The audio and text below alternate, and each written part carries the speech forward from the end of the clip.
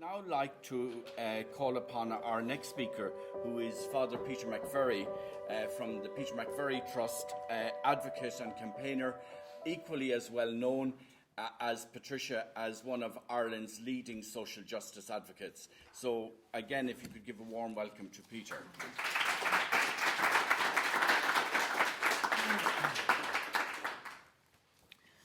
Thank you very much. Well, after Patricia, there's nothing left to say, is there? You've said it all. For me, it's clear that the right to housing does not exist. The MUSSI Law Centre, on behalf of several families, have taken the local authority to court because they have left the family with young children with no access to accommodation. They've left them to fend for themselves. And so the rights of the child, never mind the rights of the family, have been infringed. For me, the right to housing, well, there are five absolutely fundamental human rights. And I name these five because if one of these is missing, it is almost impossible to live a fulfilling, dignified life. And those five for me are the right to adequate food, right to education, the right to health care, the right to work, and the right to a home.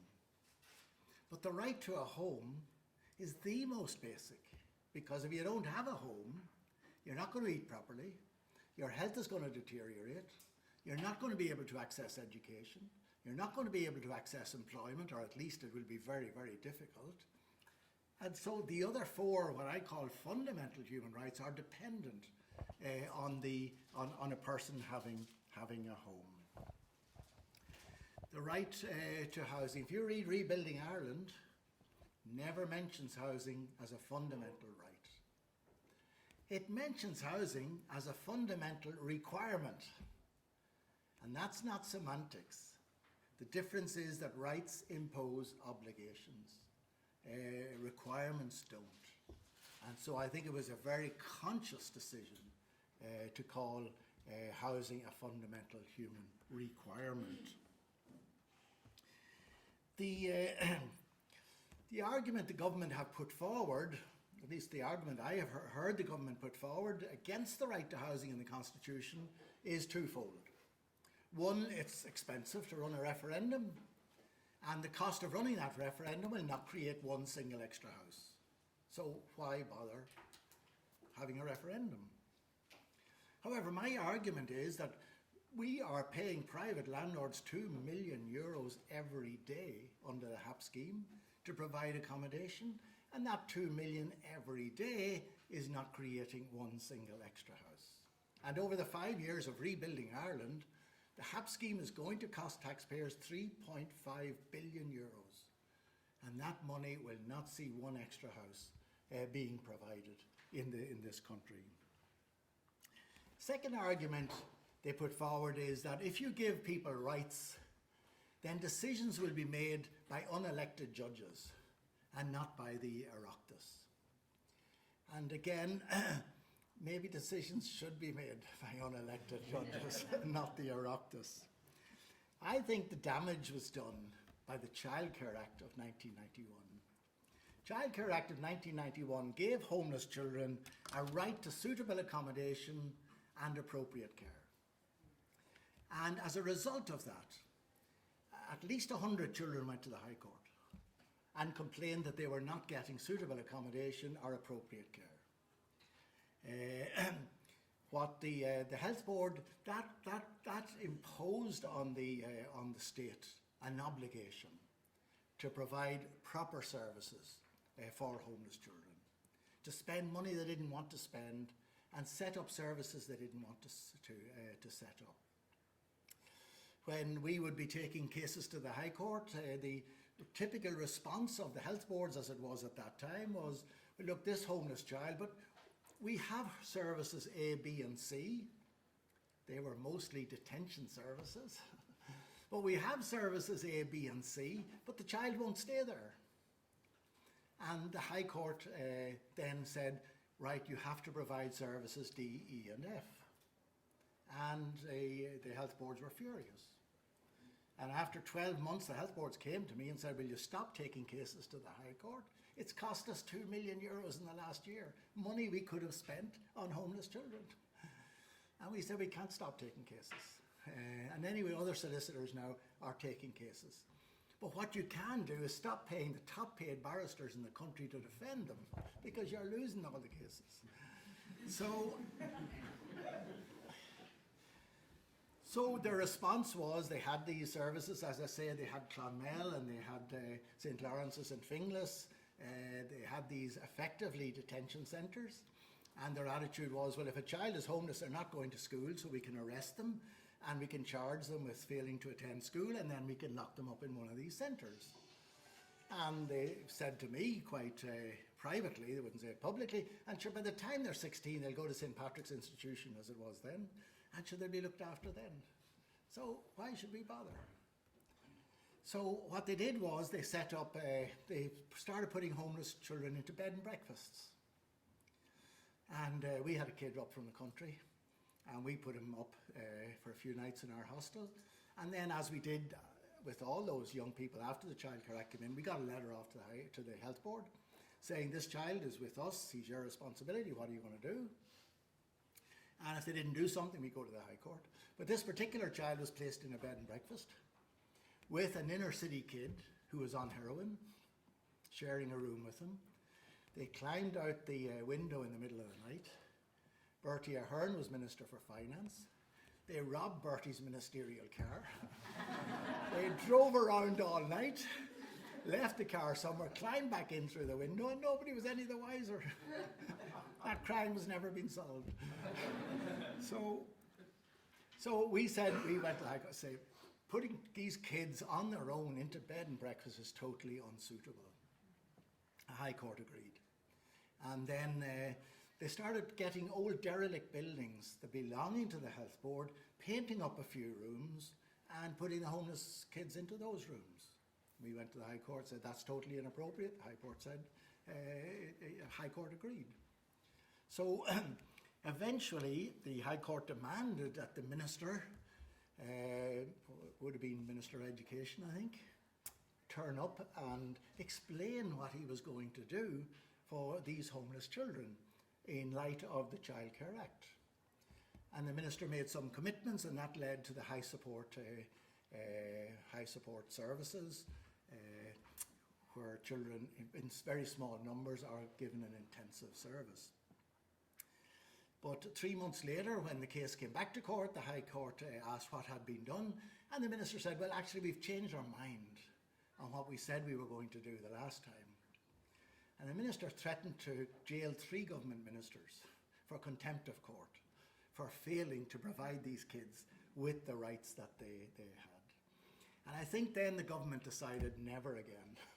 We are never going to give anybody social or economic rights ever again, because then we get told what to do, and we don't want to be told what to do.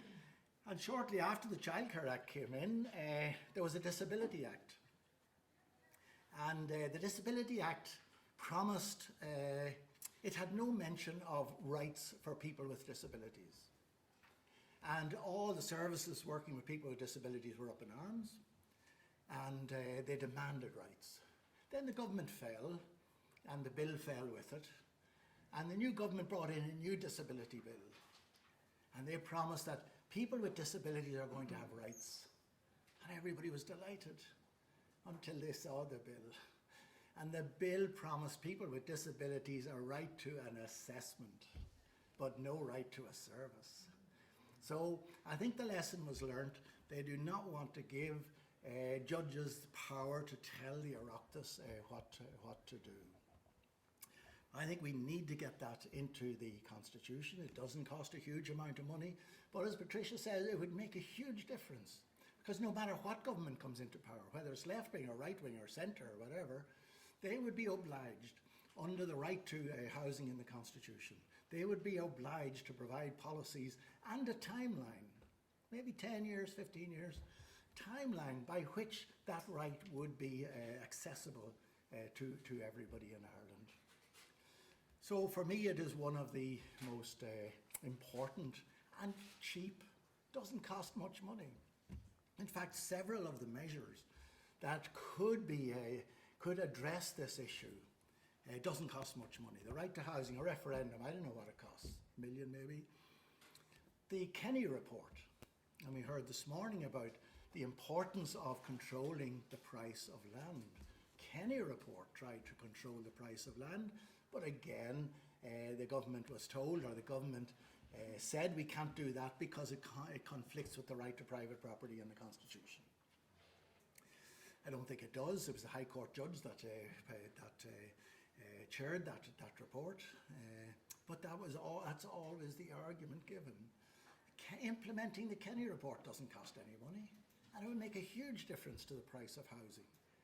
So there's a lot of things that could be done. 70% of those becoming homeless today are being evicted from the private rented sector, usually because the landlord says they're selling the house.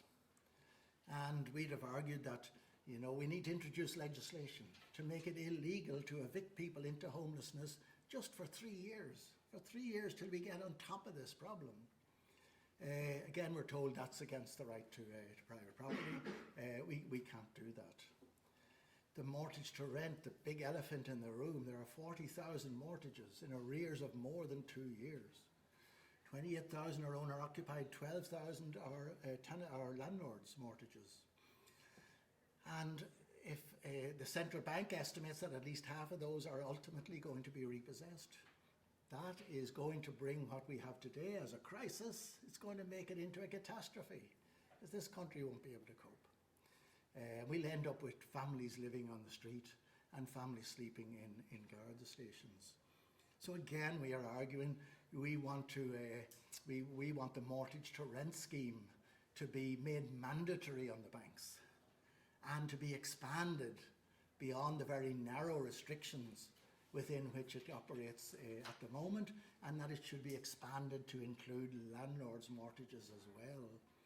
So many of the actions that I think we need to take don't cost much money, but they do challenge the ideology of Fine Gael and Fianna Fáil, and the argument then they come back with against the right to private property. If you want housing, if we leave housing, the right to housing, out of the Constitution, then trying to solve the housing problem is like a heavyweight boxer fighting a lightweight boxer, because the heavyweight boxer is the right to private property. The lightweight boxer is the right to housing, which doesn't exist.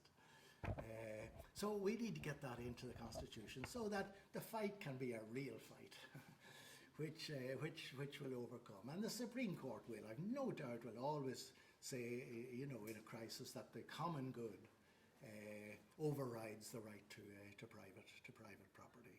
We have a culture where individualism has been elevated above the common good, and we need to get that redressed within the Constitution. We need to get it redressed that the common good is elevated above the right, above individualism and the right to private property. So I think it's the only bright spark I see in the future is if Fianna Fáil and Fine Gael do form a government. I don't know that their DNA is capable of solving the housing crisis, but they have a couple of years to do something, and if they don't produce results, in the next couple of years they will be massacred at the next election. And that's my hope for the future. They either produce the results or they just get massacred. That's the choice they face, and that gives me a little bit of hope.